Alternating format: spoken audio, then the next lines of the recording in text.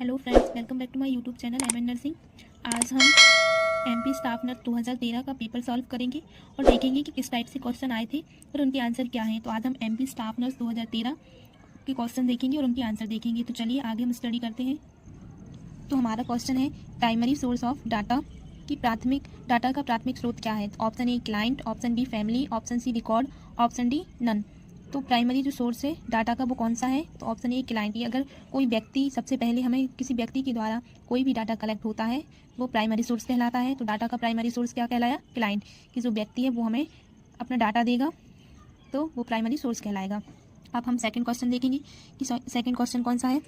तो make sure during discharge, छुट्टी के दौरान सहमति सुनिश्चित करें। तो हमें क्या सुनिश्चित कर लेना चाहिए कि हमें पेशेंट को अब डिस्चार्ज करना है। तो option A written consent of physician, option B orally, option B by telephone और ऑप्शन डी नन। तो हमें ऑप्शन ए राइट आंसर है कि हमें फिजिशियन द्वारा लिखित, तो हमें पहले अपने डॉक्टर द्वारा एक लिखित में ले लेना चाहिए कि हाँ अब तुम स्वस्थ हो, अब घर जाने लायक हो। इसलिए हमें फिजिशियन द्वारा लिखित सहमति की आवश्यकता होती है डिस्चार्ज के टाइम। नेक्स्ट क्वेश्चन है a person seen a rope and fear like a snake is called. एक व्यक्ति रस्सी को सांप समझकर डरता है, इसे क्या कहते हैं। तो ये साइकोलॉजी का क्वेश्चन है। तो एक व्यक्ति रस्सी को सांप समझना, तो इसको क्या बोलते हैं। Option A depersonalisation, option B hallucination, option D delusion, option D illusion. तो मतलब रस्सी को सांप समझना इल्यूजन कहलाता है। ठीक है, तो रस्सी को सांप समझना इल्यूजन, किसी भी चीज़ को गलत परसीव कर लेना इल्यूजन कहलाता है। तो जैसे रस्सी को व्यक्ति ने सांप समझ लिया तो ये उसका इल्यूजन है। तो इसका राइट आंसर ऑप्शन डी है, इल्यूजन। अब नेक्स्ट क्वेश्चन है डिल्यूजन इज नॉट प्रेजेंट, निम्नलिखित में से कौन सी कंडीशन है जिसमें डिल्यूजन प्रेजेंट नहीं होता है। Option A depression, option B mania, option C OCD, option D delirium. तो डिल्यूजन इज नॉट प्रेजेंट यानी डिल्यूजन भ्रम किस में प्रेजेंट नहीं होगा, ओसीडी में, ऑब्सेसिव कंपल्सिव डिसऑर्डर। तो इसका देखेंगे हम कि क्या है। तो भ्रम एक प्रकार की मानसिक विकार है जो कि प्रायः गलत या अपूर्ण जानकारी के कारण उत्पन्न होता है। इस अवस्था में व्यक्ति के मस्तिष्क में अनेक विचार उत्पन्न होते हैं। डिल्यूजन ओसीडी में उत्पन्न नहीं होता है, जबकि यह डिप्रेशन या उन्माद एवं प्रताप आदि में उत्पन्न होता है।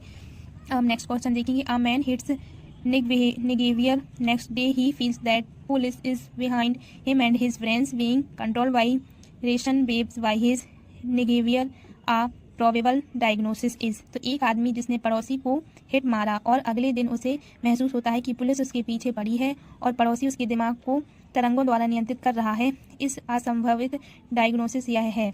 तो मतलब उसको एक गलत अवधारणा हो गई कि हमने किसी को मारा है इसलिए हमारे पीछे पुलिस पड़ी हुई है, या फिर पड़ोसी ने हमें, अगर हमने उसको चोट पहुंचाई तो पड़ोसी ने हमें कुछ कर दिया है। तो उसको क्या बोलेंगे। Option A OCD, option B possessive feeling, option C thought insertion और option D delusion of perception. तो इसको बोलेंगे delusion of persecution. Right answer D है। तो देखेंगे इसको पैसिव फीलिंग में व्यक्ति अपने आप को परेशान या सताया हुआ महसूस करता है, जिसके कारण वह डिल्यूजन में चला जाता है। जब किसी व्यक्ति को अपने पड़ोसी को मारा तो पड़ोसियों ने उसे पुलिस का डर दिखा कर परेशान किया, जिससे उसे लगा कि उसे के पीछे पुलिस पड़ी है। उस व्यक्ति को उत्पीड़न का भ्रम या डिल्यूजन ऑफ परसिक्यूशन सताता है। उत्पीड़न में भ्रम में व्यक्ति को दूसरे से डर लगता है। ठीक है, अब अगला क्वेश्चन है। तो ECT is more effective in the client any one of the following condition. तो ईसीटी निम्नलिखित परिस्थितियों में से किसी एक मरीज में अधिक प्रभावी होगी। तो किसमें। Option A hysterical neurosis, option B OCD, option C mania, option D schizophrenia. तो ईसीटी मेनिया में ज़्यादा प्रभावित होती है। तो देखें ईसीटी इलेक्ट्रोकन्वल्सिव थेरेपी एक चिकित्सीय थेरेपी है जिसके द्वारा मरीज के मानसिक रोग का इलाज किया जाता है। ईसीटी का प्रायः मेनिया नामक रोग में अत्यधिक प्रभावी होता है। डिप्रेशन एक मानसिक रोग है जिसमें व्यक्ति की भावनाओं तथा संवेग में कुछ समय के लिए असामान्य परिवर्तन आ जाते हैं। तो ईसीटी सबसे ज़्यादा इफेक्टिव होगी मेनिया में। तो राइट आंसर ऑप्शन सी। फिर नेक्स्ट क्वेश्चन है in schizophrenia when a individual believes they are in dangers this is referred to as. तो सिजोफ्रेनिया से ग्रसित व्यक्ति दूसरों से अपने लिए खतरा मानता है, उसे कहते हैं। Option A delusion of grandeur, option B delusion of persecution, option C delusion of control, option B nihilistic delusion. तो अभी हमने आगे जो क्वेश्चन पढ़ा उसमें भी किसी और से खतरा महसूस होता है तो वो कहलाता है डिल्यूजन ऑफ परसिक्यूशन। तो राइट आंसर इज बी। तो the following withdrawal after extended heavy drinking over a number of years of drinker में एक्सपीरियंस। तो कई साल तक भारी शराब पीने से जब व्यक्ति शराब पीना छोड़ देता है तब व्यक्ति में विड्रॉवल लक्षण महसूस करता है उसे कहते हैं। तो विड्रॉवल सिम्टम्स कौन कौन से होंगे, उसे क्या कहते हैं?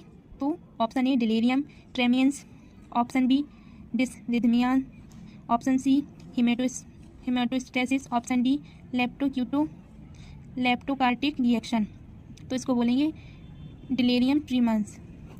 तो देखो प्रलाप ट्रीमंस एक प्रकार का भ्रम है जिसकी शुरुआत बहुत तेज़ी से होती है। इसमें व्यक्ति की हृदय गति असमान हो जाती है। प्रलाप ट्रीमंस प्रायः तब होता है जब व्यक्ति 1 महीने से ज़्यादा दिनों तक लगातार शराब का सेवन करता है तथा एकाएक उसे छोड़ देता है, तो उसको डिलीरियम ट्रीमंस बोलेंगे। नेक्स्ट क्वेश्चन है कॉग्निटिव डिसऑर्डर आर। तो कॉग्निटिव विकार है option A intellectualisation, option B dementia, option C depersonalisation, option D schizophrenia. तो जो कॉग्निटिव डिसऑर्डर है वो है डिमेंशिया। तो कॉग्निटिव डिसऑर्डर एक प्रकार का मनोभ्रम यानी डिमेंशिया है जो प्रारंभ में भूलना, याद करना, समस्याओं के समाधान करने में परेशानी महसूस करना आदि से शुरू होता है। अब नेक्स्ट क्वेश्चन है which of the following physical symptoms are associated with panic attack. तो निम्नलिखित शारीरिक लक्षणों में से कौन सा लक्षण पैनिक अटैक को इंगित करता है? Option A heart palpitation, option B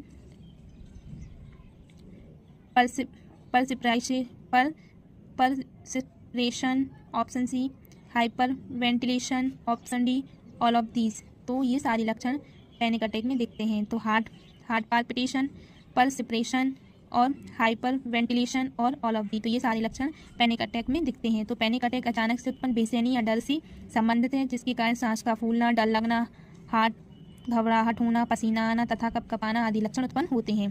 फिर है fear of closed space is called. तो बंद जगह से डर लगने को क्या कहते हैं? Option A insectophobia, option B claustrophobia, option C cynophobia, option D gametophobia. तो बंद स्पेस से डर लगने को क्लस्ट्रोफोबिया कहते हैं। तो राइट आंसर ऑप्शन बी। फिर है ट्रू अबाउट मेनिया एक्सपेक्ट। निम्न में से मेनिया के बारे में सत्य है सिवाय एक के। तो एस्पेक्ट है तो यानी कौन सा मेनिया के बारे में नहीं है? तो option A anhedonia, option B elevated mood, option C delusion of grandiosity, option D distractivity. तो इनहेडोनिया मेनिया में नहीं आता है, तो राइट आंसर ए। तो डिप्रेशन एक मानसिक मेनिया एक मानसिक रोग है जिसमें व्यक्ति की भावनाएं तथा संवेग में कुछ समय के लिए असामान्य परिवर्तन आते हैं। इस रोग से पीड़ित व्यक्ति मानसिक रोगी होता है जिसके कारण वह बाह्य एवं तथा संवेगात्मक परिस्थितियों से सहज से उद्वेलित हो जाता है। उन्माद नामक रोग में इनहेडोनिया की क्रिया नहीं होती है। इनहेडोनिया एक प्रकार की शारीरिक या मानसिक क्रिया है जैसे गाना गाना, कसरत करना जिससे व्यक्ति खुशी महसूस करता है। तो मेनिया में इनहेडोनिया नहीं होता है।